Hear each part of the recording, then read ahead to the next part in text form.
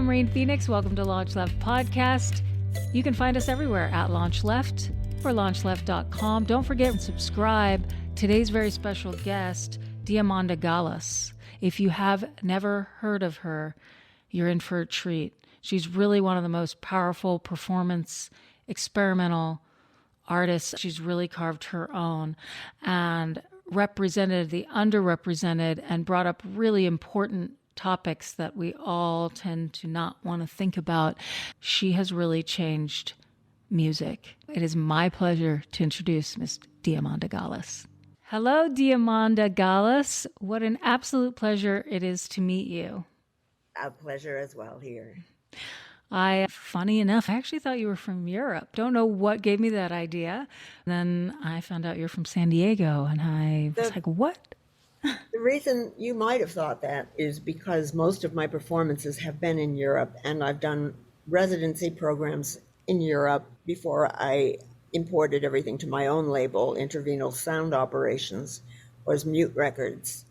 And I think that in the future we'll do more work together. But in any case, I believe that's why. And also I'm Greek, so I feel an affiliation when I go to Greece and Italy and Spain. It's a very close culturally. There's a lot of support for the arts in Europe. And there's also a better understanding of the subjects I've tackled. Because as H.G. Wells once said to Orson Welles, your work is very interesting, but the difference is that you've never been bombed. We have. And there is something to be said for that, because in a country like this, which is a luxurious country to live in, there's very little hands-on knowledge of the most extreme sort of suffering. There is very little. And so when a person deals with certain subjects to a very extreme degree, this is extreme by North American standard, but not by mine, then there tends to be very little interest. Do you think that also is part of why we don't face death and destruction very well? I don't know if that's just an American thing, but it seems like we're always trying to pretend we're not going to die. That's a very good point. I can definitely say that subject is so unpopular here. It's a subject of great terror. And of course, it is a subject of great terror anywhere you go. I think that even in this country, you have the soldiers. If I think about the World War, the soldiers that were massively deformed facially in Europe, whether it be France, whether it be England, whether it be Germany, and how they were treated, which was to be operated on to go back to the front, to the back lines or the front lines, not to be operated out to be going back into society, but to go back on the lines to fight. That's why they were healed. They were repaired as one might repair, for example, in a very cursory manner, sort of thing. As we look at that, then we can jump very easily and look at the situation with Vietnam vets who were treated like garbage. And then we can jump easily to the old nursing homes who were treated like they were treated as invalids in the sense of the word invalid, as used as like this, invalid to society, disposable. Therefore, Homo could very easily say that persons who were on the better side of COVID could very easily go into the nursing homes of people who no longer had immune systems, but had paid for years and years to be safe, in a safe environment. These groups of people are all considered to be disposable. They feel their usefulness, and now they're not useful. It doesn't matter how much they've paid to be safe, the older people. It doesn't matter how many years a soldier has served. It doesn't matter, because when he comes home, he has no money. There's no provisions for him. Your record, Broken Gargoyles, deals pretty specifically with the story of those soldiers in Europe who were disfigured facially and put back on the front lines and treated like rejects in every way and treated horribly when they were integrated back into society as well.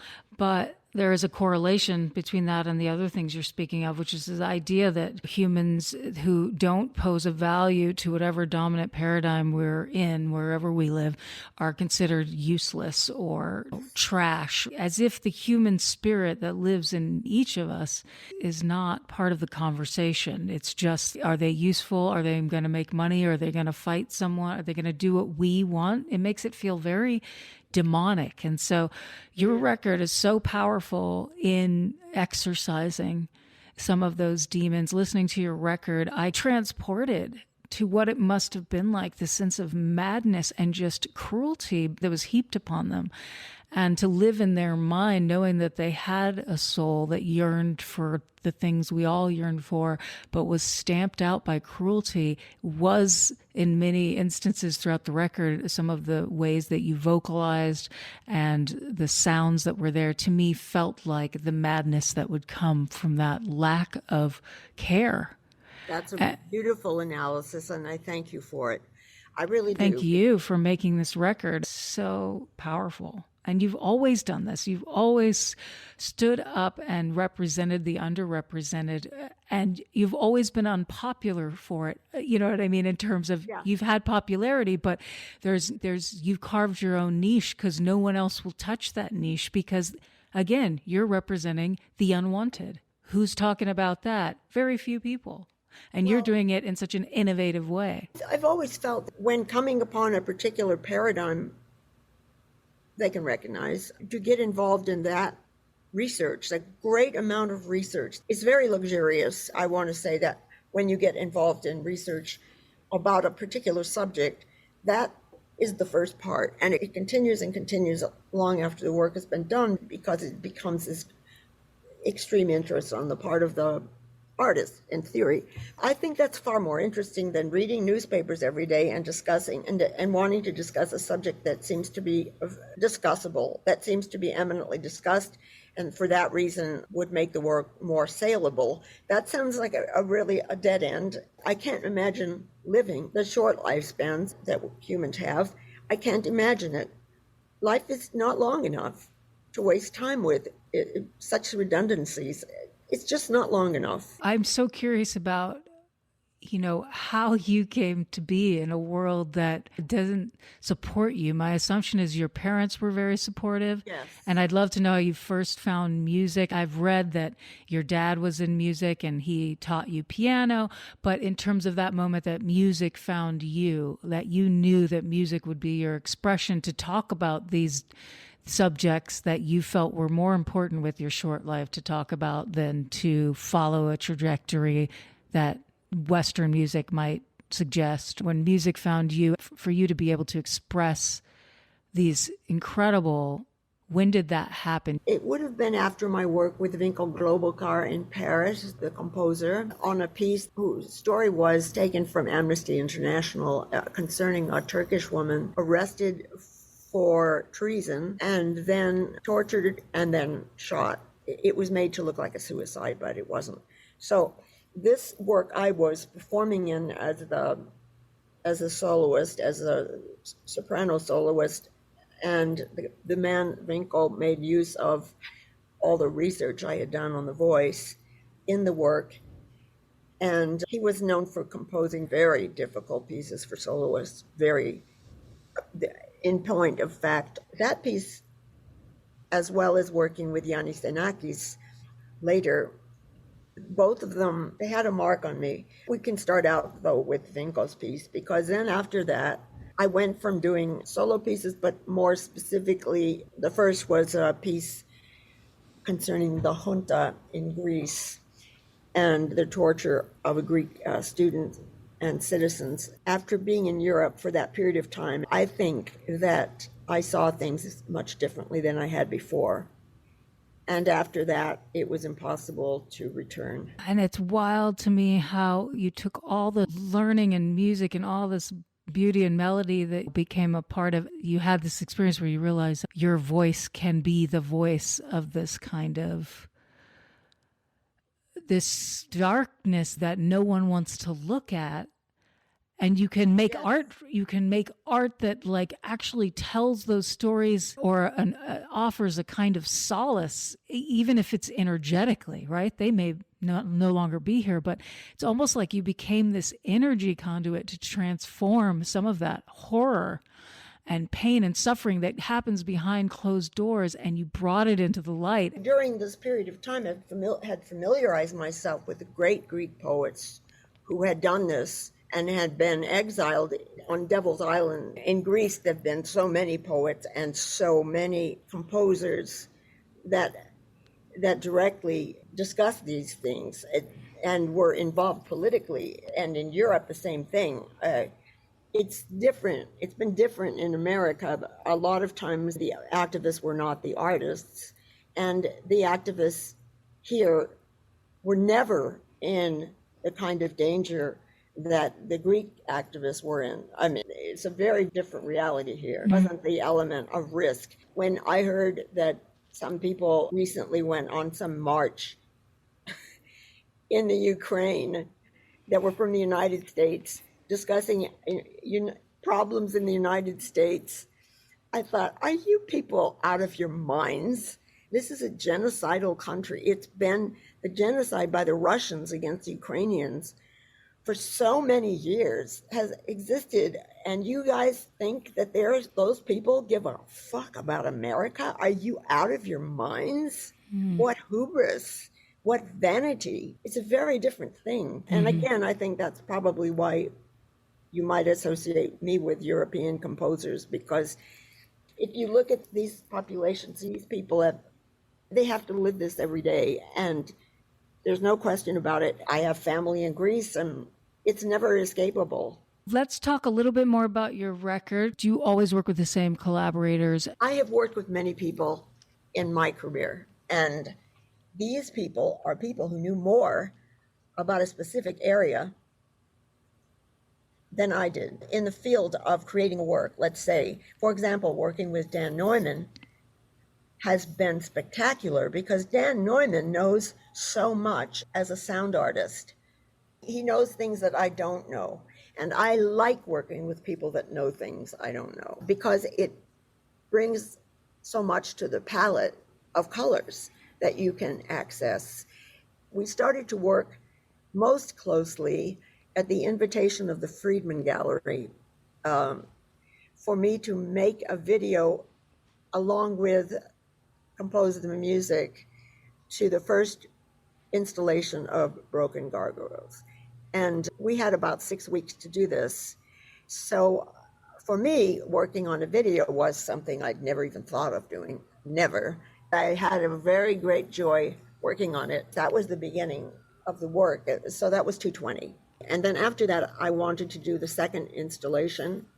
And the installation was shown in Hanover at the Capellen Leprosarium, which is the lepers church. It was lepers and plague victims church in Hanover. It's very old, and it worked. It was the kind of space I want the work to be done in. So this happened also recently in Braga, Portugal, and it was a monastery. And this is the sort of space I want to honor the dead who had to suffer such abandonment by their families, by their wives, by the entire society, by the military, after being physically mutilated. And they believe they should have much honor paid to them. I'm sure there's a great deal of honor paid to them, not a great deal, but a certain amount in Europe. But I want to add to that. I guess just wondering about live performance of it. Is that something that you're considering? At first, I wasn't thinking of the live performance because, again, I was in a position in which I could multi-track things that I'd never worked with before. And for example, you have a sound of fornicating bats and my voice, And curiously enough, my voice in their frequency sounds exactly like them when I do certain vocal work. And so what I did was I mixed my voice doing particular vocal experiments with their sound of fornicating bats and their vocal work. Wow. And it became a very interesting human-bat interface. So there was a lot of that going on in the work. I became interested in that process. Now I am thinking about a live performance. I had performed Das Fieberspital, which was another piece, 25-minute piece. I performed that in Tasmania, and I performed it in other European countries. But that's a different piece. And I'd also performed an overall work called The Operation, of all of the poems, and that was an hour-and-a-half piece. I performed that for the Grotowski Institute where I was working. But now I have to rethink all of it. And I would like to do that in an environment which would lend me the technology I'd like to use for live performance of this. So that way, that's the next phase. I'm so excited. I really want to be able to come see a show, and I wanted to make sure that our listeners know that they can find you now on social media. So you are at the Diamanda Galás on Instagram, and your website is DiamandaGalás, I think, .com. I just want to make sure that people are looking out for hopefully what will be some of your live performances and your record, Broken Gargoyles, which is a must listen if you're out there. I just want to thank you again for the work you do in the world and how you use music and art to transform really difficult subjects into oral landscapes that are incredibly disturbing, but give you just a peek into the experiences of these forgotten people. And so thank you for that. I want to thank you. Thank you very much. Thank you. LaunchLeft aims to create an intentional space that highlights and empowers all artists for whom radical creativity is not a choice, but a necessity. LaunchLeft begins with music, but its ultimate aim is to launch left-of-center artists in all creative fields.